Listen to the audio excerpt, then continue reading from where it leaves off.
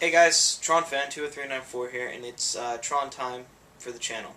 So basically, the reason I made my account was to make Tron reviews, but I feel like I could be better doing all types of movies. So we're gonna start with Tron Legacy. Now, oh man, I'm a huge fan of this movie. I'm not gonna go in depth with the plot.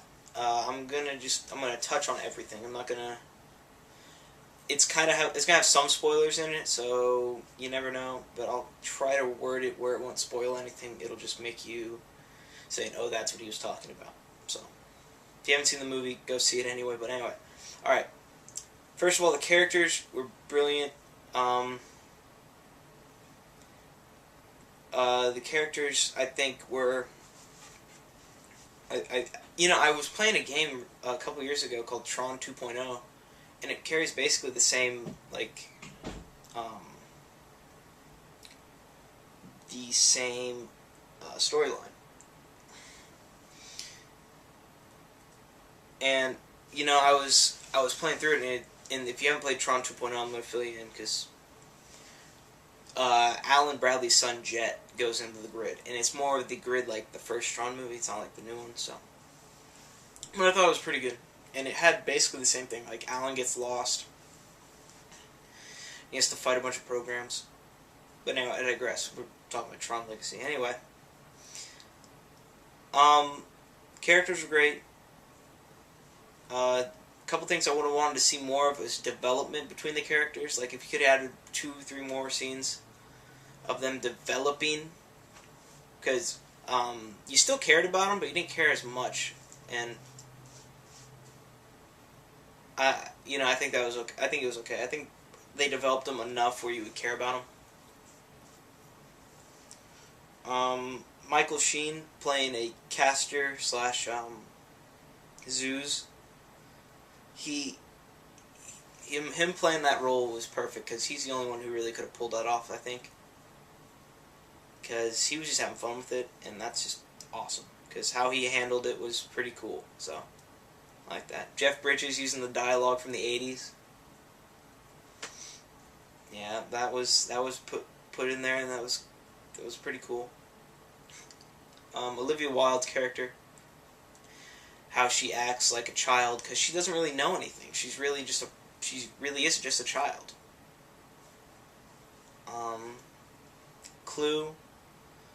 Clue is good. I'm gonna get back to the digital effects for Clue. I'll be back to that one in a second. So I'm gonna keep going through some stuff.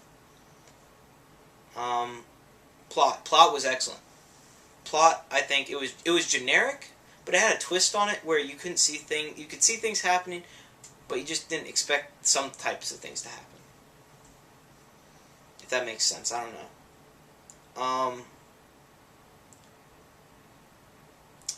The plot, the end of the movie, kind of threw the next movie up in the air. They ended it brilliantly actually because they can do basically anything they want to do.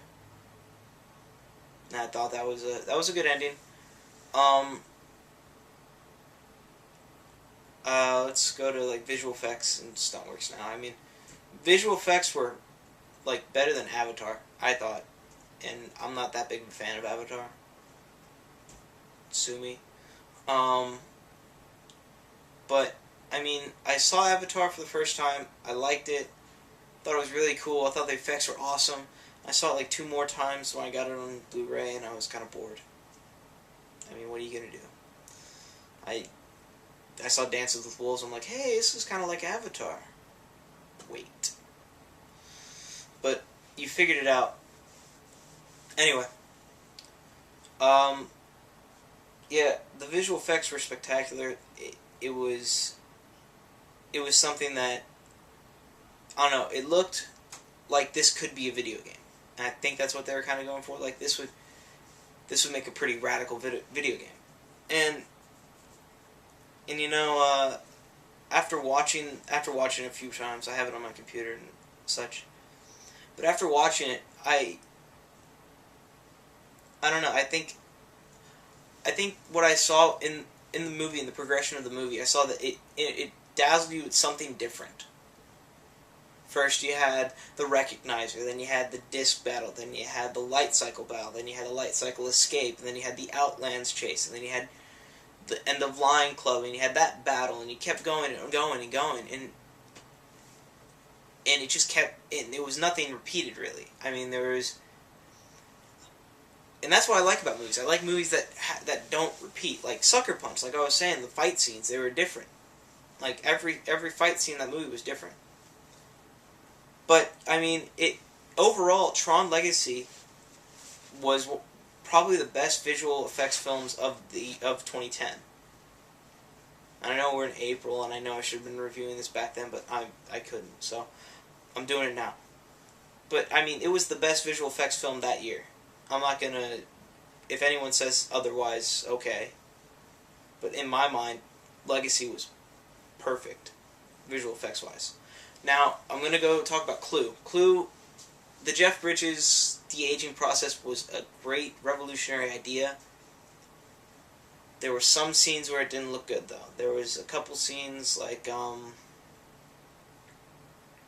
don't know, like the first scene where Flynn is talking to Sam about the grid. I think that one looked kind of cartoony. But the one that looked really cartoony was when when Clue was running into the portal, and he's yelling at Sam, and he looked really cartoony there, and I didn't like that. But it's not all negatives, guys. There's the positive where he looked great in Flynn's home when he had the flashback of him getting created. That was pretty cool too, and the fight scene and like the whole like betrayal, which I'll talk about when I talk about the graphic novel. The stunts were pretty good. The guy who played Rinsler did all of his own stunts. And I think Sam, the guy who played Sam Garrett, did his own stunts too. But the guy who played Rinsler did the whole the scene where Sam throws the disc and Rinsler does the slow motion twirl through the air and lands. That was all real. There was no wires there. That was all green screen for the background, but he actually did the jump. And I thought that was pretty ridiculous. So, I mean, the stunts were great. The whole visual effects on a whole were great. The light cycles were amazing. Light jets, everything looked great in this movie. The music. Not really a big fan of techno. Wasn't really a big fan of techno. Got the new soundtrack from a friend. She mailed it to me for Christmas. And I got it, and I popped it in, and I listened to it. And I saw the movie before I got the soundtrack, and I liked the soundtrack. But I didn't really appreciate it like I did when I got the soundtrack and just listened to it on its own. So, it was, I mean, that soundtrack is perfect. Get the soundtrack. Get that soundtrack. But yeah, I mean, seriously. Tron Legacy was a great movie, and on a scale of 1 to 10, I'm going to give Tron Legacy a rating of 8.5. There are some things that could have been better, like if it had a more elaborate plot, clue. But, I mean, everything was good. Everything was good. I liked it. I really enjoyed it. It's one of my new favorite movies. Made me watch the old one again and reminisce about watching that with my dad a couple times. But, yeah, so Tron Legacy is awesome. Go pick it up at your local store and get it on Blu-ray. It needs to be seen on the big screen in perfect quality. So, yeah, stay tuned. I'm going to have some more Tron reviews coming through the day. This is Tron Fan 20394. Signing out, guys. See you.